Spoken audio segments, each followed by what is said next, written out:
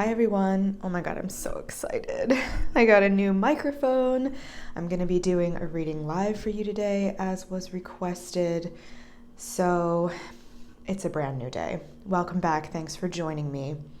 We're going to do a reading today about the divine masculine and feminine, what's going on with the twin flame energies. And I'm going to start out with the oracle cards. Now, if you're just joining me for the first time, I usually don't do this live. So if you do get a reading with me, I'll show you in the video of what is being drawn. And then there'll be a break where I'll go and contemplate basically the meanings of these things. And then you'll get your interpretation of it in the same video. But just know that I usually do that. I like to sit with my readings and take my time with them. So, we have self-doubt. I have never gotten this card before in the Vessel Oracle deck. By the way, let me know if you like, we have freedom, this style of reading. In the comments below. We have make. Let's just do one more. Ooh, and there it is. And movement. Okay, and on the bottom of the deck, we do have a little bit of power here. So, as we know, that's always been prevalent in these connections. I love the first two, for sure. Okay, and then we're going to draw some from the Romance Angels Oracle deck.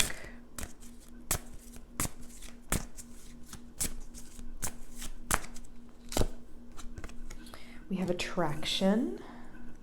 You attract romantic love by enjoying the moment more fully. We have deception. Someone is wearing a false self-mask in this relationship. We have keep an open mind.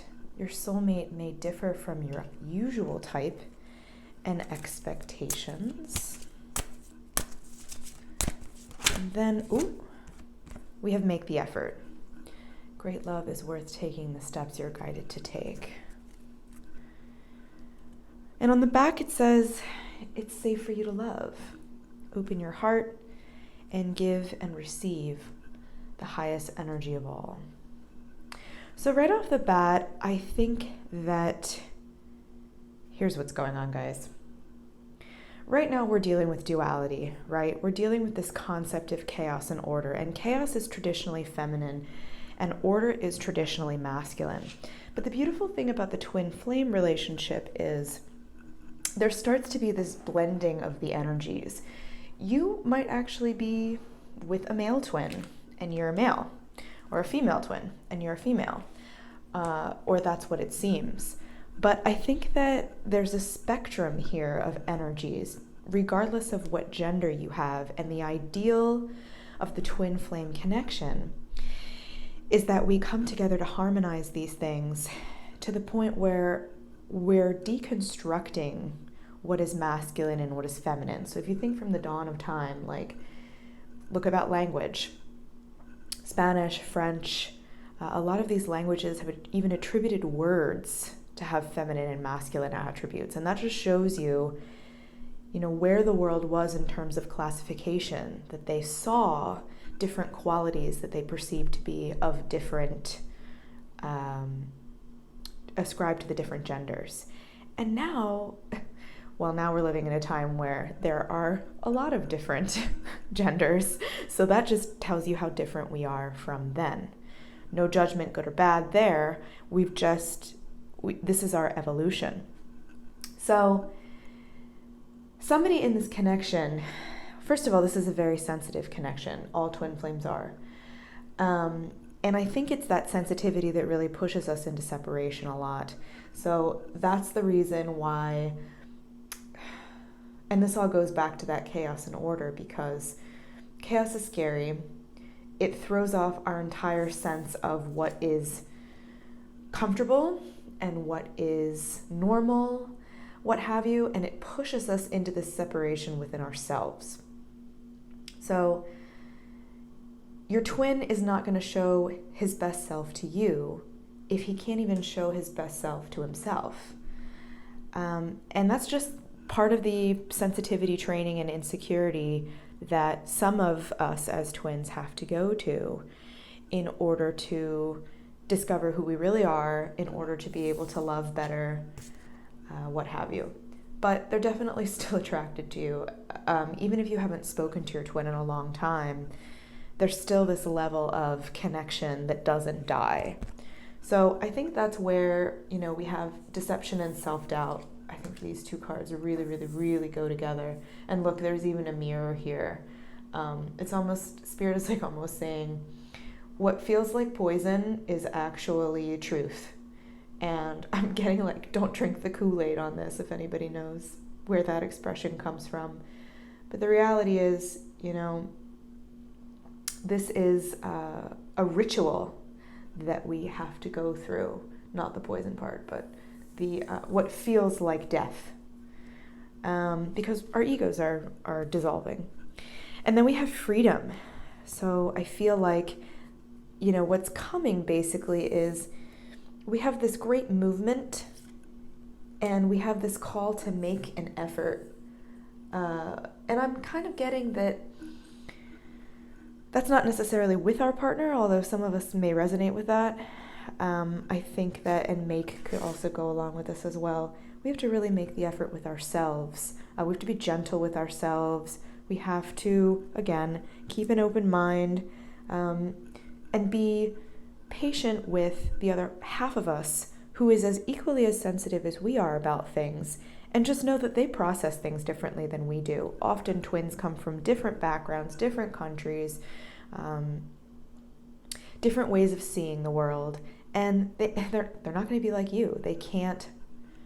Sometimes, I know at least in my own journey, that has pushed this person into the most fear they've probably felt spiritually in their entire life. Not physically, but spiritually. And they don't really know what to do with that. Again, going back to chaos and order, men are not really programmed to know how to handle chaos. That's more of women's forte. We have chaos every month. We have chaos when we have children, when we get pregnant, when we give birth. We're much more able to deal with pain and handle pain. So we have to be gentle that not everybody is going to be as strong spiritually as the feminine twin. And holding them to that high expectation is only going to hurt our relationship, because that's effectively casting judgment on something where there shouldn't be judgment at all. So this is about divine timing, as we've said a lot of times before, and you can't rush art. So everything will happen in due time. Now we do have freedom and attraction. So if you're feeling called to take a little bit of a break and see other people, that's being supported at this time for some of you. It doesn't replace your twin flame connection, but I think this is a good way to help understand your worth through other people, which is really important right now. In the heavens, we've had a few things go into retrograde, so anytime anything's going into retrograde, we're rediscovering, by slowing down in that planet, the lessons of that particular sign. So we have Saturn in retrograde, which is karmic lessons, and Venus in retrograde, which is all about love. So we're going to be healing old issues with ourselves, with other people. We're going to upgrade our heart chakra, that beautiful symbol there. We're going to be resolving old issues in love and old issues in self-love, which also goes back to that self-doubt, So only if you feel called and supported to do so at this time. That is what Spirit is telling you there. Okay, now we're going to do some tarot cards. Some of you also might experience a past love returning. Ooh, look at this. We got Justice. That happens sometimes in Venus retrogrades, whether that's, your twin coming back in or a karmic person. Somebody coming in to teach you about love is what's going on here. We have the Eight of Wands in reverse. Again, another call to slow down. Ooh, I want this one. Oh, look at all these reversals. Ten of Swords in reverse. Nine of Pentacles. Anything else for us, Spirit?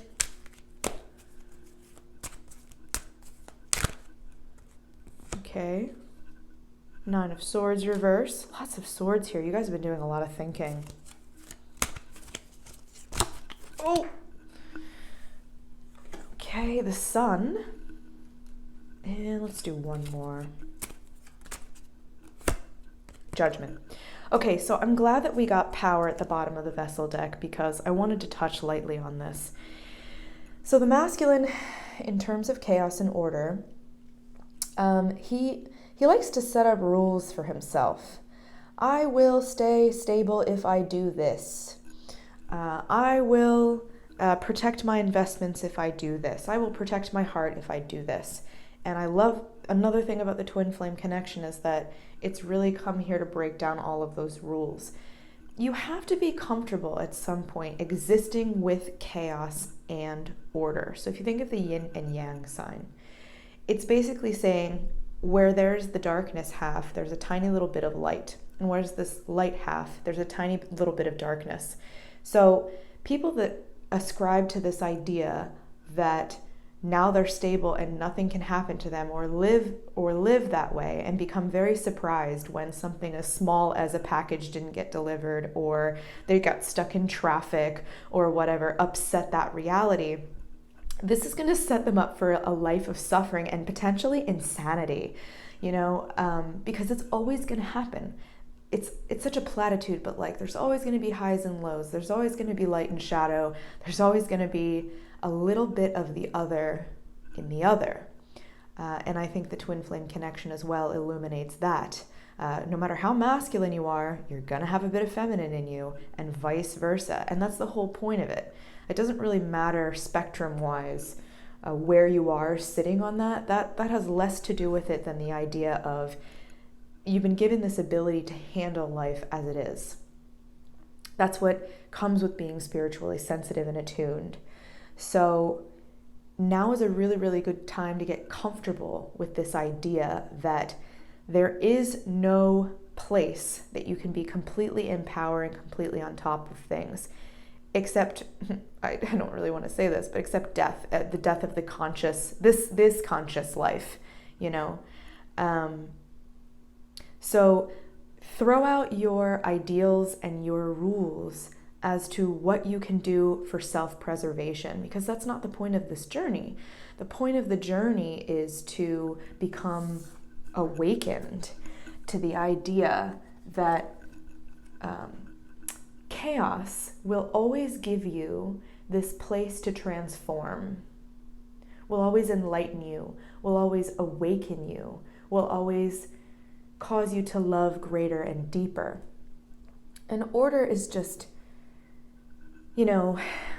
being able to apply that and have a new foundation until the next chaotic thing comes along. And you really see that here, especially with the Nine of Swords in reverse and the Sun. At some point it feels like this, and then the next day it feels like this. And if that happens to you, then you must be absorbing and learning these lessons quite well. But don't worry, because on down the road, it's going to be like this again. And they just keep, following each other. So I think if we do this, we're going to embody this Nine of Pentacles here. This woman who feels comfortable not only in the things that she's managed to acquire in life, because of course, we can't stop acquiring things. This is the modern world after all. There is a fair amount of 3D prosperity we need to attain in order to not be completely crippled by chaos.